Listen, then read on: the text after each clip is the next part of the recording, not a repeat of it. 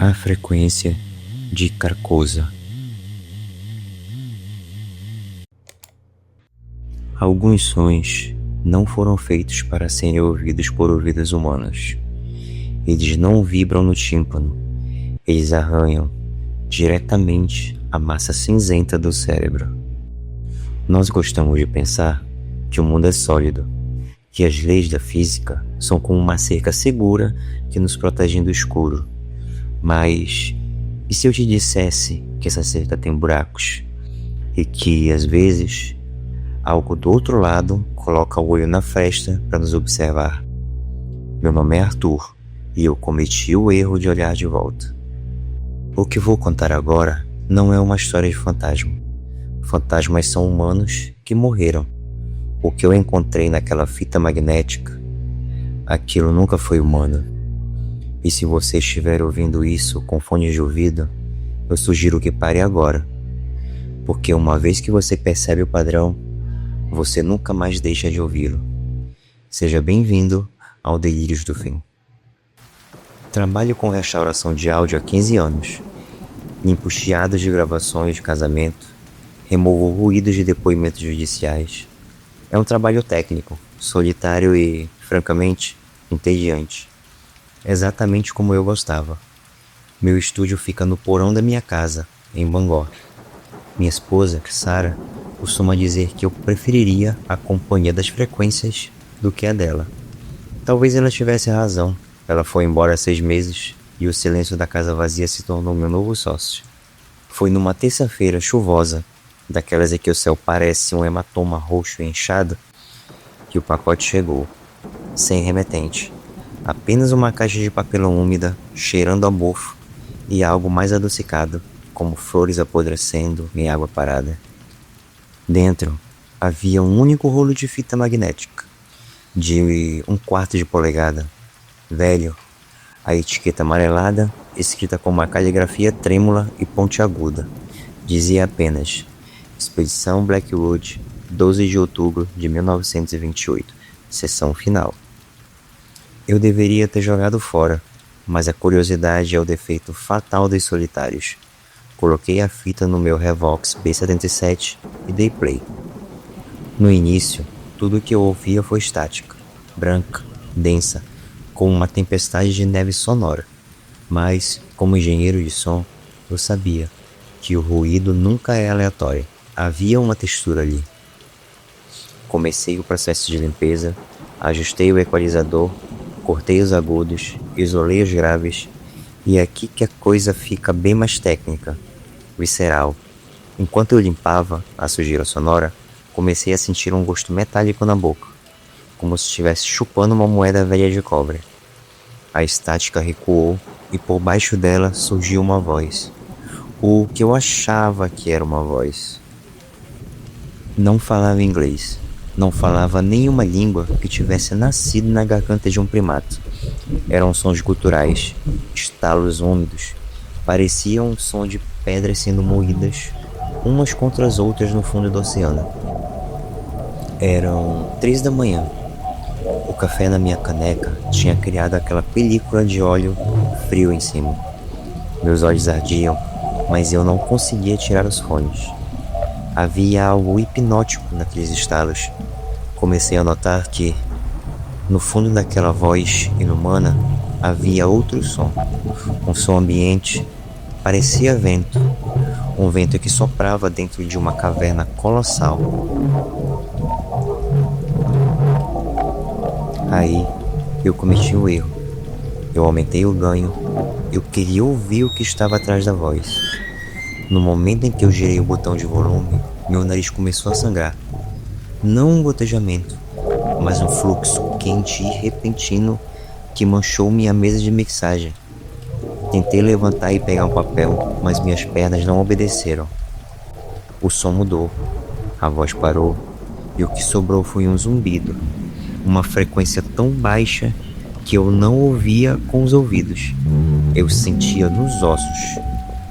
Minhas obturações vibraram, os quadros das paredes tremeram. Eu olhei para o monitor do computador, para o gráfico de ondas sonoras. O desenho da onda não era normal. As linhas não subiam e desciam em picos e vales. Elas formavam formas, ângulos que a geometria euclidiana rejeitaria. Triângulos que pareciam olhar para mim. Aquele som não tinha sido gravado em 1928. Aquele som estava sendo transmitido agora. A fita era apenas uma porta e eu tinha deixado escancarada. Senti o cheiro novamente. O cheiro da caixa, flores podres e mar. Um mar antigo, anterior à humanidade. E então eu percebi que não estava mais sozinho no porão. A escuridão no canto da sala, onde a luz do monitor não alcançava, ela tinha se adensado. Ela tinha textura. Uma massa gelatinosa e pulsante que parecia observar a pouca luz que restava.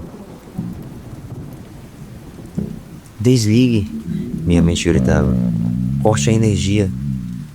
Mas minha mão se estendeu para o botão de volume e girou para o máximo. Não fui eu. Foi a coisa no canto. Ela queria ser ouvida. Ela precisava da amplificação para se materializar. O som explodiu nos alto-falantes. Não era mais som. Era pressão pura. As janelas do porão estouravam para fora. Meus ouvidos estalaram e o sangue escorreu pelo meu pescoço. Naquele caos ensurdecedor, a massa escura se levantou. Ela não tinha rosto, mas tinha bocas, milhares de pequenas aberturas úmidas que sussurravam em uníssono com a gravação. Elas diziam um nome. Não um nome.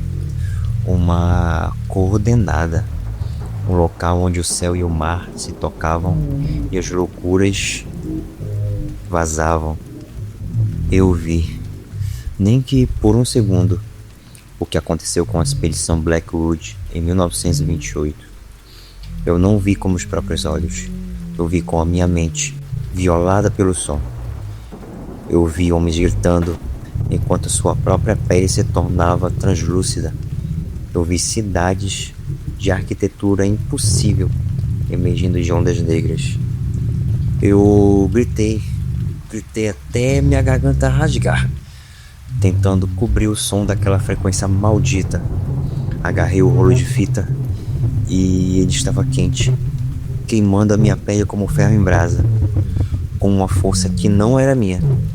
Arranquei o rolo do aparelho, a fita se esticou e se rompeu, e se espalhou pelo chão como umas entranhas de um animal sintético. O silêncio caiu como uma guilhotina. A massa do canto se dissolveu, sugada de volta pro nada, deixando apenas o cheiro de ozônio e podridão. Isso foi há 3 dias. Eu queimei a fita no quintal. As cinzas eram verdes, oleosas, mas não adiantou. O problema é o silêncio.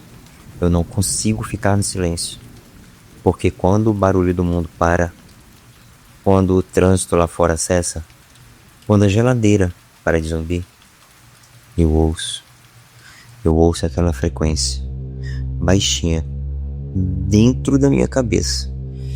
Ela está ficando mais alta a cada hora. Eu estou gravando isso não para entreter vocês, mas como um aviso. Se vocês encontrarem gravações antigas, fitas sem rótulo ou arquivos de áudio corrompidos na internet, não tentem limpá-los.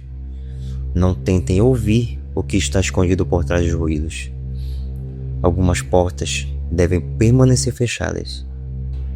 E o pior de tudo é que agora que eu descrevi o som para vocês, eu acho que vocês também vão começar a ouvir ele quando forem dormir. Hoje à noite. Escutem.